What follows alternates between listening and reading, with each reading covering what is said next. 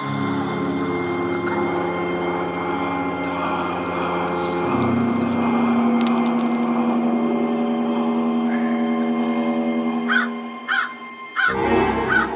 mis Darkmores, yo soy mi Morningstar y esto es el Grimorio Geek, un podcast donde mezclamos brujería, ocultismo, anime, videojuegos, rol y todo lo que nos prende el alma ñoña y misteriosa. Y ya que estás aquí, recuerda seguirnos, activar la campanita de notificaciones o invocar tu demonio personal, lo que sea que te funcione mejor para no perderte ninguno de nuestros episodios. Y ahora sí, abre tu grimorio, ajusta tus stats y prepárate porque el viaje comienza y en el video de hoy hablaremos sobre la rueda del año, la celebración de Samhain. Pero ya saben que antes de entrar de lleno con nuestro programa, pues les comparto algunos de los comentarios que nos van dejando en los videos pasados. @Shinigami-Necro nos comentó: a mí con D&D no me tocó nada de satanizarme, pero con Magic the Gathering, tiro por viaje, nos decían que eran cartas satánicas. Fíjate que cuando subí los reels de estos episodios a TikTok, mucha gente me comentó que a ellos les quitaron o rompieron sus cartas de Magic o de Yu-Gi-Oh! La verdad es que, no sé, me generó como una especie ahí de ñañara en la tripa porque, pues, güey, éramos, la neta, bien morritos cuando todo esto sucedió. Y que llegue un adulto, te quite tus cartas, te regañe por jugar, te las rompa o no te explique nada, pues la verdad ahorita que lo pienso era como bastante violento, ¿no? Tenemos otro comentario de @magoelalep que nos puso: muy interesante, crecí viendo muchas caricaturas, pero nunca me senté a reflexionar sobre su trasfondo ocultista. Ahora que lo mencionas, pues tiene mucho sentido. Gracias. Magoelalep, neta, qué bueno que llegaste aquí a nuestro tu canal. Me da mucho gusto ver que estás encontrando contenido de tu agrado y espero que los demás videos que tenemos pues también te gusten. Y ahora se vienen los avisos antiparroquiales. Ya saben que es como un breve autoespacio publicitario para recordarles los que hacemos.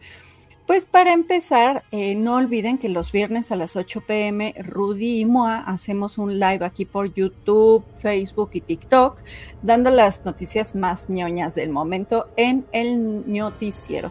Y el próximo episodio es este viernes 31 de octubre, que va a ser un especial de Halloween para que no se lo pierdan. Nos va a dar mucho gusto verlos en la sala de comentarios. Y también les recuerdo que si les gustan las playlists así, ya saben, tipo Lofi para estudiar o trabajar y tener musiquita así de fondito y ya saben, bien felices, pues dense un rol por el canal de Coven Lofi, ¿no? Pueden encontrarlo como @CovenLofi o en la parte de hasta abajo de nuestro canal, en la sección de canales recomendados, ahí hay un link directo. Ahora sí, pasando a nuestro objeto geek de este episodio, tenemos chan chan chan ¡Atrafunko! Funko, perdón. Ya les había dicho que tenía muchos Funkos, la neta sí tengo muchos, así que se los voy a estar mostrando poco a poquito. Y es que estaba pensando pues qué enseñarles para este episodio temático de Halloween y estaba entre una máscara que pinté y este Funko, pero luego recordé que justamente el ñoticero el viernes de la semana de esta semana es temático y vamos a estar disfrazados y que iba a utilizar la máscara, entonces me decanté justamente por esta figurita. Esta es de la serie especial que sacaron para Día de Muertos del 2024 de Funko Pop Icons. Esta tiene el número 83 y salió en conjunto con las figuras de el Catrín, que también está bien chido. Esta es la Catrina, mírenla, miren su maquillaje, miren qué bonito está. Salió también un Xolo, que está como pintadito tipo alebrije, y una calaverita de azúcar que está súper bonita.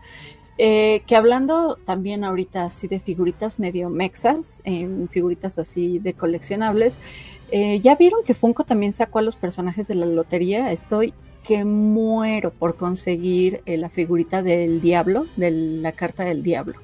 Pero bueno, ustedes cuéntenme, ¿hay alguna figurita de Funko que quieran y que no han podido conseguir? Déjenmelo en los comentarios, me va a dar mucho gusto leerlos. Cuando pensamos en Samhain, muchos lo relacionamos automáticamente con el Halloween y todo lo que conlleva, ya saben. Calabazas con caritas raras, niños disfrazados pidiendo dulces y películas de terror en un super mega maratón nocturno, ¿no? O sea, ay, qué sabrosito, la verdad. Pero pues la raíz de esta festividad va mucho más allá que Michael Myers o que Jack Skellington. Para entenderla tenemos que remontarnos al mundo celta, de hecho, un universo en el que el calendario no estaba marcado por Google Calendar o los relojes atómicos, sino por ciclos agrícolas estacionales y claro, por la obsesión de los pueblos con el equilibrio entre luz y obscuridad. El calendario de Coligny, uno de los pocos vestigios que tenemos hoy en día de la manera en que los celtas organizaban el tiempo, pues aparece mencionado Samonios. Es el mes que marcaba el final del verano y el inicio de la temporada oscura. Es decir, Samhain o Samhain era el verdadero año nuevo para los celtas. Un momento liminal donde el tiempo se rompió un poco, más o menos como si estuviéramos viviendo en un glitch del universo, muy parecido a esas grietas dimensionales que vemos como en Doctor Strange, donde el velo entre los planos pues se adelgaza y todo se vuelve impredecible. En la cosmovisión celta, este umbral no era solo una cuestión climática o agrícola, era también un asunto espiritual. El final de la cosecha implicaba agradecimiento, pero también incertidumbre, porque es que a ver, Mr. Morris, hoy en día es muy difícil imaginarnos aquellos épocos, pues porque la modernidad y la tecnología nos han facilitado mucho la vida y pues a la vez hace más complicado que notemos los cambios de las estaciones como tal. Pero consideremos por un momento que en aquel entonces la llegada de la época oscura del año marcaba un momento pues bastante complicado para todos, ya que señalaba cuándo iba a empezar el invierno y este a su vez pues traía consigo la idea de una posible muerte inminente ligada a una pregunta que todo el mundo se hacía en aquel entonces y es, güey, no mames, ¿neta hay suficiente comida para sobrevivir esta temporada? Y es que es justo en medio de esta angustia que el ritual sirve como una especie de hack cultural, por decirlo de alguna forma, para negociar con estas fuerzas invisibles que se presentan en esta época, ¿no? Entonces, ¿qué se hacía? Pues se encendían hogueras en lo alto de las colinas, y esto no solo para dar calor, sino para protegerse de los espíritus errantes y al mismo tiempo guiar a los ancestros de regreso al hogar. Y esta idea de que el velo entre los mundos se adelgaza en Samhain o en Samhain, pues es quizás uno de los conceptos más fascinantes de esta tradición, porque nos remite a la posibilidad de que la línea entre vivos y muertos es temporalmente porosa, como si por una noche el modo multijugador entre planos se activara. Y claro, junto a los ancestros, pues también podían colarse los Side, que son entidades esféricas. Y cuando hablamos de entidades esféricas, hay que mencionar que no eran precisamente las típicas acaditas buena onda, tipo Disney, Tinkerbell y todo ese tipo de cosas, sino que las entidades esféricas son en realidad seres pues peligrosos, caprichosos y muchas veces hostiles, más parecido al concepto de los elfos oscuros en The Witcher o a las criaturas que vemos en Final Fantasy. Ahora, las fuentes romanas que no podían resistirse a interpretar pues, las costumbres de otros pueblos, sobre todo los pueblos que conquistaban. No sé si han visto este meme de egipcios y luego los griegos así copiándole la tarea a los egipcios y luego los romanos copiándole la tarea a los griegos, o sea, más o menos así sucede, ¿no? Pues los romanos asociaron Samhain con sus propias celebraciones, como la fiesta de Pomona, que es la diosa de los frutos y de la cosecha. Esta mezcla no suavizó algunos de los aspectos más oscuros del rito celta, sino que abrió la puerta a la cristianización que se dio posteriormente. Ahora, con la expansión del cristianismo, ya saben, ahí vienen los cristianos a meter la cuchara en todo, pues Samhain fue absorbido en el calendario eclesiástico como la vigilia de todos los santos, en inglés All Hallows Eve, que con el tiempo daría lugar al Halloween moderno. Ahora, esta jugada de reskin religioso pues fue bastante común, ¿no? Ya sabemos que donde había dioses paganos se instalaban santos cristianos, donde había festivales de muertos se colgaban conmemoraciones piadosas, etc., etc., etc., etc., ¿no? Y el resultado de esto fue que, pues, en el trasfondo, esta celebración agrícola y espiritual terminara convirtiéndose a la narrativa cristiana con esta idea de honrar a los santos y rezar por las almas del purgatorio. Más o menos como una especie de híbrido cultural que, como todo, pues, buen crossover, dejó huellas en ambos bandos, ¿no? Pero aquí viene lo jugoso de esto, y es que a pesar de las capas de reinterpretaciones, Samhain no desapareció del todo, y su continuidad simbólica es sorprendente. Si bien ya no encendemos hogueras en las colinas para espantar espectros, aunque la verdad estaría bien chingón y bien épico hacerlo, pues seguimos relacionando esta temporada con el cierre de un ciclo y el inicio de otro. La idea de que el 31 de octubre es un portal hacia lo desconocido sigue muy presente, ya sea en un ritual neopagano o en un maratón de pelis de terror, o no sé, en el simple hecho de disfrazarnos para habitar y ser otro tipo de yo por una noche, ¿no? Así es justamente como Samhain ha mutado, pero su núcleo sigue intacto. El reconocimiento de que la vida es cíclica y de que cada final trae consigo un nuevo comienzo, ahí sigue. Y si lo pensamos un poquito más a profundidad, este concepto de fin y comienzo lo vemos en realidad en un montón de narrativas geek. Es, no sé, como esta sensación de llegar al último nivel con el final boss de un juego y tras vencerlo darte cuenta que se abre un nuevo gameplay, ¿no? Es más como este arco clásico de temporada en el anime donde el héroe sufre una derrota brutal, muere simbólicamente y renace con un nuevo poder, ¿no?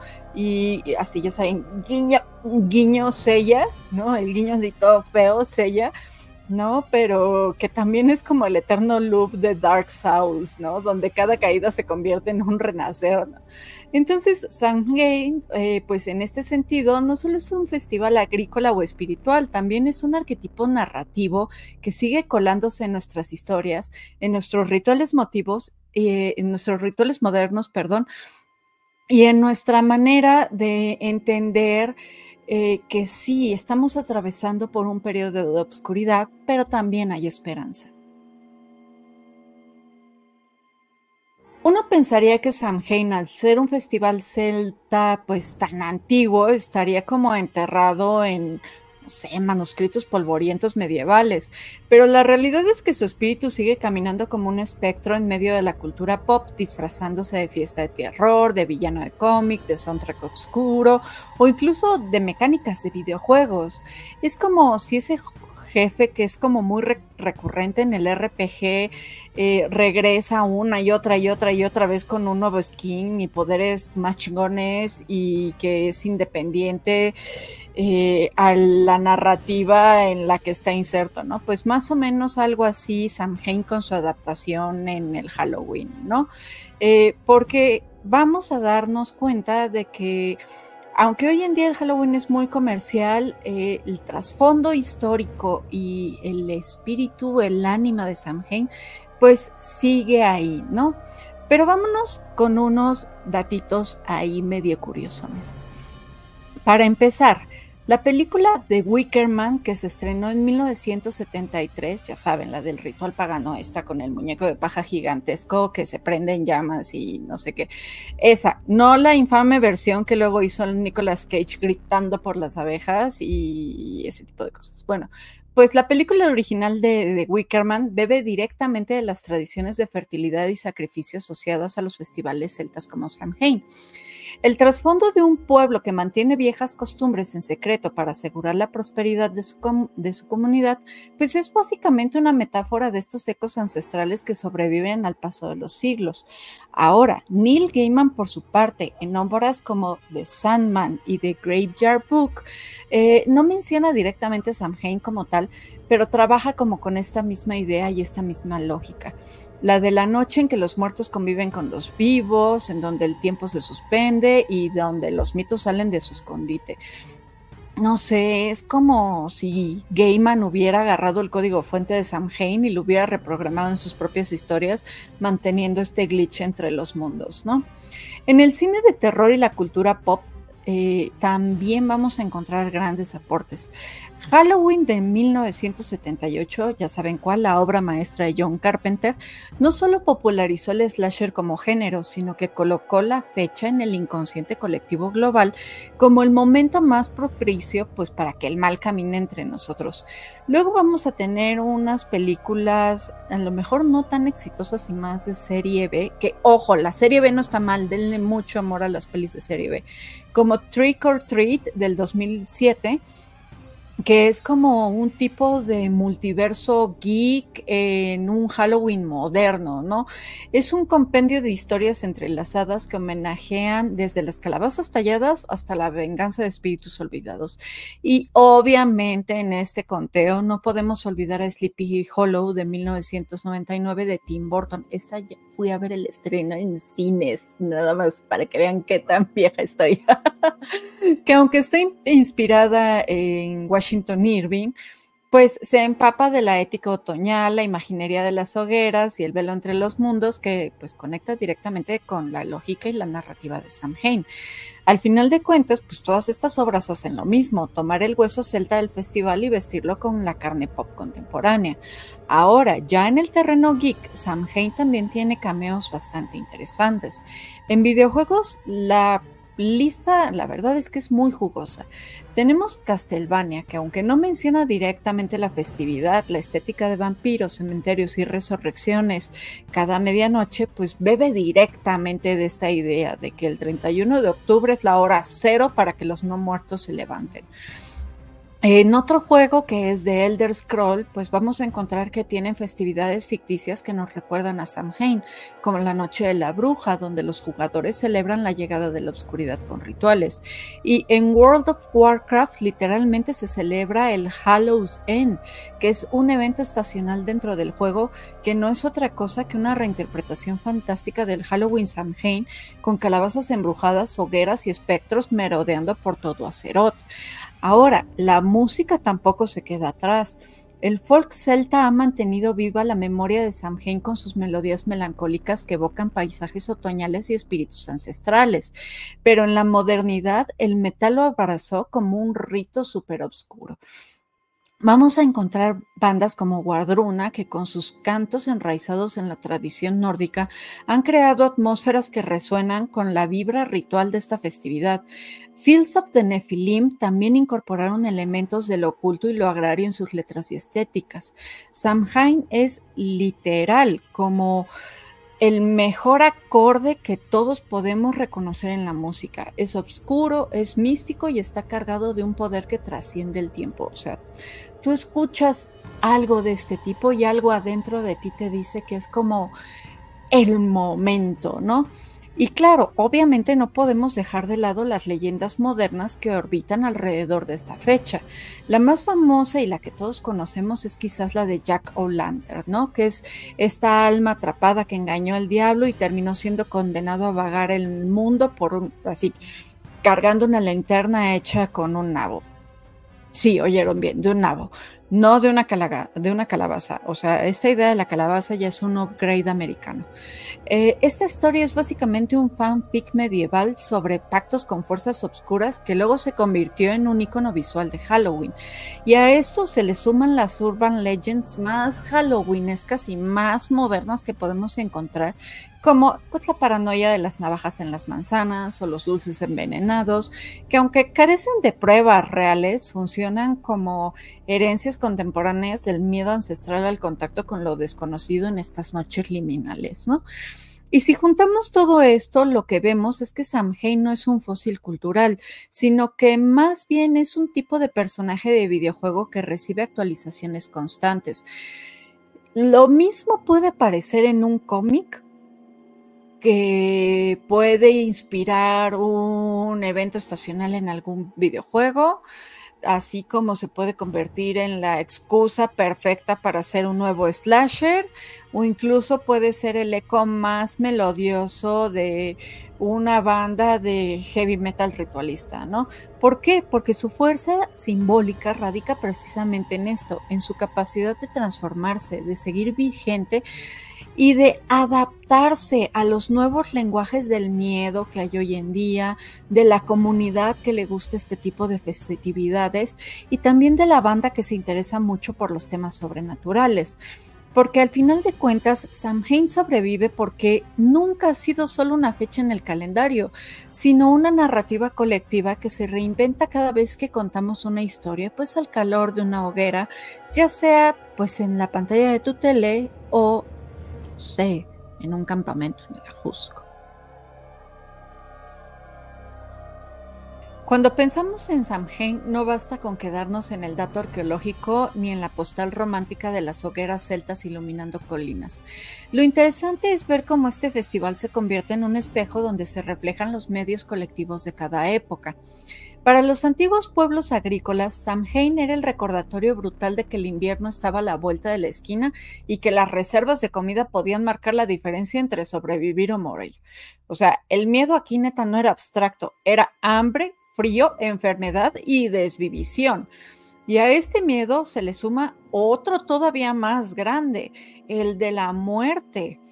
O sea, esta idea de la muerte encarnada, de que el velo de los mundos pues está adelgazando y de que los espíritus tanto de ancestros como de seres hostiles pues caminan entre los vivos. O sea, si lo pensamos bien, no dista mucho de estas mecánicas de survival horror en los videojuegos como Resident Evil o Don't Starve, donde la amenaza pues no solo viene del monstruo, sino de la escasez, de lo inevitable y de todo aquello que no podemos controlar. Bueno, pues Samhain en ese sentido marca el inicio de un survival mod colectivo, o sea, está cabrón. Y con el paso del tiempo, sin embargo, pues estos miedos lo único que hicieron fue cambiar de máscara. Hoy no tenemos miedo a quedarnos sin granos en el granero, pero sí nos aterra el recordatorio de nuestra mortalidad o ese contacto con lo desconocido que pues Halloween pone en escena, ya saben, adornado bonito con brujas, fantasmas y criaturas. Y aquí es donde vemos las tensiones entre las tres capas culturales. El Samhain folclórico, que nace de la cosmovisión celta, el Halloween comercial, que inunda las tiendas de calabazas de plástico y disfraces de superhéroes, y la festividad neopagana contemporánea que busca rescatar la espiritualidad ancestral a través de, pues, de rituales modernos. Es casi como comparar tres versiones de un mismo juego. El lore original que se encuentra en los manuscritos y relatos medievales, la expansión mainstream con microtransacciones en forma de dulces y mercancías, y el modo alternativo de las comunidades neopaganas que reprograman el mito para hacerlo jugable en clave espiritual, ¿no? Ahora, lo fascinante es la resignificación cultural. ¿Por qué? Porque Samhain pasó a ser de un rito agrícola profundamente ligado al ciclo de la cosecha y al clima, para convertirse en un símbolo de resistencia espiritual. En las corrientes neopaganas, por ejemplo, Samhain no es solo un vestigio, sino el momento del año más poderoso para la introspección, el contacto con los ancestros y la magia liminal. Es la idea de que aunque no dependamos directamente de una buena cosecha para no morir de hambre, seguimos necesitando rituales que nos conecten con la idea de fin y de comienzo, de muerte y de renacimiento. De hecho, podríamos decir que el Samhain neopagano es algo así como el New Game Plus de la festividad, ¿no? Porque retoma los elementos base, pero pues les da un nuevo significado, adaptándolos al contexto cultural pues actual, donde lo espiritual pues también se convierte en una forma de resistencia contra un mundo dominado por el consumo. Y aquí entra un punto clave, el papel del fandom geek en mantener vivo este mito. Películas, series, videojuegos y hasta el rol de mesa han funcionado como nuevos rituales colectivos que recrean esta sensación de comunidad y de magia. Cada vez que un grupo de amigos se reúne para ver un maratón de pelis de terror en Halloween, o cuando alguien organiza una campaña de Dungeons and Dragons ambientadas en un pueblo embrujado en la víspera de Todos los Santos, o no sé, cuando millones de jugadores participan en el evento estacional de Animal Crossing, World of Warcraft o Fortnite, decorado así, ya saben, bien bonito con calabazas y espectros, lo que tenemos no es simplemente ocio, sino ritualidad en clave pop. ¿Por qué? porque estos momentos generan cohesión social y actualizan el mito y le dan un sentido comunitario muy parecido al que tenían los banquetes de Samhain hace 2000 años. En pocas palabras, el fandom geek es el druidismo contemporáneo con consolas y dados en lugar de hogueras. Pero claro, no todo es épico. También hay que hablar de la mercantilización de la festividad. Halloween se ha convertido en una de las temporadas de consumo más fuertes del año, donde los símbolos ancestrales terminan estampados en el vaso de Starbucks o en las playeras, donde, no sé, de repente encuentras calabazas muy a lo fast fashion, ¿no? Y aunque es fácil ponerse purista y decir que eso diluye el significado, acá bien policía espiritual, ¿no? Pues también hay que reconocer que esta mercantilización convive con las raíces espirituales de maneras inesperadas. ¿Por qué? Porque aunque para algunos Halloween es solo un pretexto para disfrazarse y salir de fiesta, para otros es la puerta de entrada a descubrir pues el trasfondo celta, los neopaganismos que todavía celebran esta festividad o los rituales de ancestría que también se relacionan con esto. Y en este sentido, Samhain no muere ni aunque lo conviertan en marketing, porque su fuerza simbólica es tan poderosa que resiste las capas de reinterpretación desde el rito agrícola hasta el blockbuster hollywoodense, y al final sigue siendo lo mismo, una manera de enfrentarnos colectivamente al miedo, de ritualizar la muerte para que no nos devore, de encontrar comunidad en la oscuridad, ¿no? Que hoy en día hagamos un maratón de Stranger Things, raids de WoW o playlist de Dark Wave no le va a quitar la potencia, al contrario, y esto quizás le molesta a muchos puristas, pero todo este tipo de cosas lo único que hace es mostrar cómo seguimos necesitando estas noches en lo que lo extraño entra por la puerta y lo celebramos juntos. Hablar de Samhain desde lo personal es como abrir un espacio donde se mezclan recuerdos de infancia, obsesiones geek y prácticas espirituales que se han ido transformando con los años. Para mí Samhain no es una fecha en el calendario de la rueda del año ni un festival neopagano. En realidad es más como un punto de cruce, un tipo de checkpoint donde se juntan pues tres dimensiones distintas, ¿no? Que es el ritual íntimo en donde me conecto con mi misma sombra y con mis ancestros, la fiesta geek que me encanta, que obviamente pues celebra la estética del oscuro con maratones de terror, fiestas de disfraces o mesitas de rol, pero también marca el punto de un momento de introspección, donde me detengo a preguntarme en qué punto de mi historia estoy y qué quiero soltar antes de comenzar este nuevo ciclo. De niña la experiencia de Halloween era muchísimo más caótica, ¿no?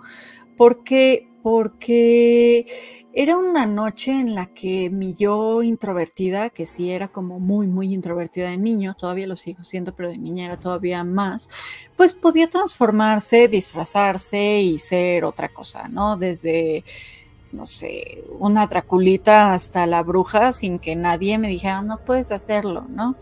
Recuerdo de hecho que uno de mis primeros contactos con la idea de Samhain ni siquiera vino de un libro de historia, sino de ver el extraño mundo de Jack y de preguntarme por qué esta celebración tenía tanto que ver con personajes que estaban como muy asociados a la muerte y que celebraban también a la muerte con tanta ansia y con muchísima alegría. Ahora, con el tiempo y al crecer y pues también a empezar a explorar lecturas de ocultismo y neopaganismo, pues entendí que lo que para mí eran calabazas de plástico, dulces de maíz y disfraces y todo eso, pues estaba conectado en realidad con rituales antiguos donde se honraba a los muertos y se aceptaba la oscuridad como parte de la vida misma.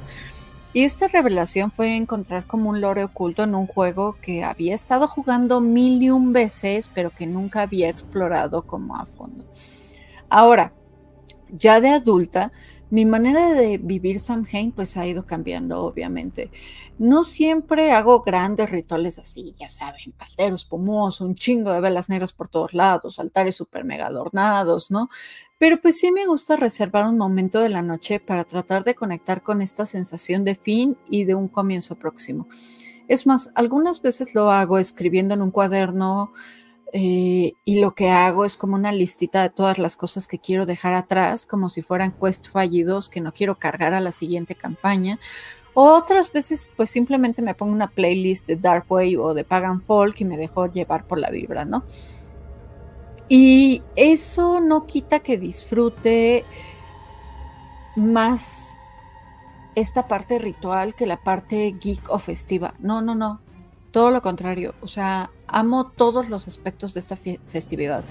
Desde hacer una meditación de introspección hasta los maratones de películas de terror, las partidas de D&D con escenarios acá bien halloweenescos y obviamente también me maman las skins de temporadas en los videojuegos. O sea, es como si hubiera un chingo de Samhains corriendo en paralelo, ¿no? El íntimo, el lúdico, el divertido y pues todos son igual de válidos, ¿no? Ahora, sobre su vigencia en un mundo súper conectado y comercializado, creo que Samhain sigue teniendo una fuerza tremenda precisamente porque pues logra sobrevivir a todo este ruido año con año, ¿no? O sea, sí es cierto que vivimos en una época en donde todo se convierte en mercancía, desde las playeras con calaveritas hasta las ediciones especiales de Starbucks con su Pumpkin Spice Latte, que por cierto me preparé uno y creo que me pasé de lanza con las especias, pero pues ya ni bronca, porque sí soy súper adicta al Pumpkin Spice, pero también es, no sé, es muy cierto y muy verdadero que esta visibilidad masiva pues mantiene vivo el mito y permite que mucha gente llegue a preguntarse por el trasfondo o al menos eso es lo que quiero creer, ¿no? Porque creo que ahí está la clave, justamente que Samhain se adapta como un personaje de franquicia que pasa pues por distintas versiones, pero nunca pierde su esencia. O sea, podemos tener un Samhain completamente espiritual y es muy válido, a un Samhain super mega pop lleno de fiestas y disfraces, o un Samhain super mega geek pasando toda la noche con tus amigos, pegado en la consola, y a todos los casos sigue funcionando como un momento donde la oscuridad se vuelve celebración. Y yo creo que aquí es donde viene mi reflexión más personalicísima personal, ¿no? Porque creo que buscamos estos espacios ya que necesitamos reconciliarnos justamente con esta idea del oscuro. Vivimos en una cultura que nos exige productividad constante, que nos vende la felicidad como si fuera un producto, que todo tiene que ser luz o vibrar acá súper mega alto. Ay, güey, me da tantas ñañeras que ni siquiera lo puedo decir bien. O sea, asco vibrar siempre alto, ¿no? Que se le tiene tanto miedo a la muerte, al silencio y a la introspección que, no sé, algo está raro ahí. Y justamente Samhain nos ofrece esta idea contraria, ¿no? De, güey, tranqui, existe la posibilidad de detenernos, de mirar de frente a lo que nos asusta, de convivir con la idea de muerte y en lugar de negarla, pues podemos incluso celebrarla. O sea, es un recordatorio de que la oscuridad también es fértil, de que el fin es necesario para que haya un nuevo comienzo y eso es algo que no mucha gente entiende. O sea, lo mismo que aprendemos en tantas historias geeks donde la caída del héroe es lo que le permite su transformación. Por ejemplo, Frodo cargando el anillo hacia Mordor hasta los finales super mega trágicos en Final Fantasy que se convierten en semillas de nuevos mundos, ¿no? En lo personal, como les digo, siempre he sentido que Samhain es un tipo de espejo. Me muestra en qué estoy atorada. Me muestra también las cosas que no quiero ver y que me están persiguiendo como un fantasma y que necesito liberar. Y al mismo tiempo me recuerda que no estoy sola, que hay una comunidad, aunque sea simbólica, aunque sea digital o aunque esté del otro lado del mundo, pero que está justamente atravesando este mismo momento, ¿no? Y ver a millones de personas disfrazadas, compartiendo sus memes darks, jugando campañas de rol ambientadas, no sé, en mansiones embrujadas o en cementerios, es una manera de sentir pues que seguimos repitiendo a nuestra forma estas reuniones tribales alrededor de las hogueras. Sí, o sea, entiendo, hemos cambiado las colinas por la pantalla y los tambores por sintetizadores, pero el espíritu sigue siendo el mismo, reunirnos para enfrentar la oscuridad juntos.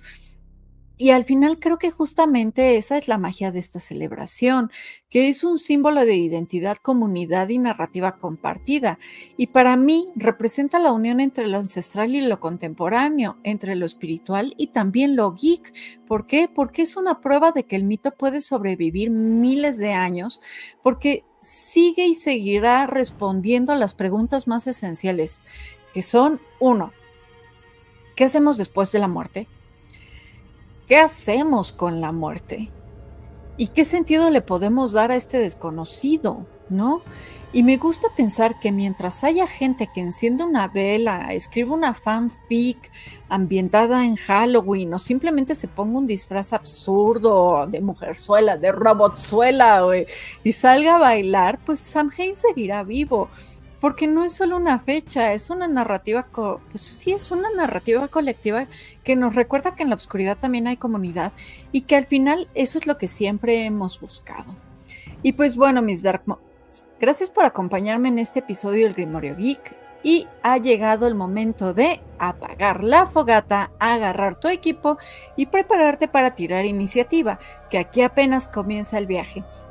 Todavía nos esperan símbolos raros, videojuegos intensos, animes llenos de pactos mágicos, rituales, preguntas incómodas y muchísimas referencias ñoñas. Si te gustó este episodio ya sabes qué hacer. Suscríbete, activa la campanita de notificaciones y dale like a este video, pero sobre todo déjame un comentario. Me encanta leer lo que me ponen, entonces voy a estar esperando para que me digan qué parte de este hechizo les atrapó más. Nos vemos en el próximo episodio y recuerden, manténganse bien extraños. Y feliz noche, brujas, pásensela bien y coman muchos dulces. ¡Chao!